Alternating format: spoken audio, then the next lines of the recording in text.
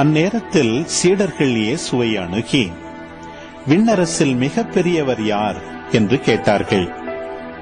அவர் ஒரு சிறு பிள்ளையை அழைத்து அவர்கள் நடுவில் நிறுத்தி பின்வருமாறு கூறினார்: நீங்கள் மனம் திரும்பி சிறு பிள்ளைகளைப் போலாகாவிட்டால் விண்ணரசில் புகமாட்டீர்கள் என உறுதியாக உங்களுக்கு சொல்கிறேன். இந்த சிறு பிள்ளையைப் போல தம்மை தாழ்த்திக் கொள்பவரே விண்ணரசில் மிக பெரியவர்.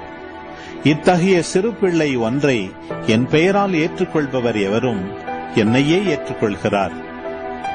இச்சிறியோருள் ஒருவரையும் நீங்கள் இழிவாக கருத வேண்டாம். கவனமாயிருங்கள். இவர்களுடைய வான தூதர்கள் என் விண்ணக தந்தையின் திருமுன் எப்பொழுதும் இருக்கின்றார்கள் என நான் உங்களுக்கு சொல்லுகிறேன்.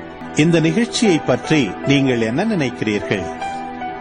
ஒருவரிடம் இருக்கும் 100 ஆடுகளுள் ஒன்று வழி தவறி அலைந்தால் அவர் 99 ஆடுகளையும் மலைப்பகுதியில் விட்டுவிட்டு வழி தவறி அலையும் ஆட்டை தேடிச் செல்வார் அல்லவா? அவர் அதை கண்டுபிடித்தால் வழி தவறி அலையாத 99 ஆடுகளையும் பற்றி மகிழ்ச்சி அடைவதை விட வழி தவறிய அந்த ஓர் ஆட்டை பற்றியே மிகவும் மகிழ்ச்சி அடைவார் என உறுதியாக உங்களுக்கு சொல்லுகிறேன்.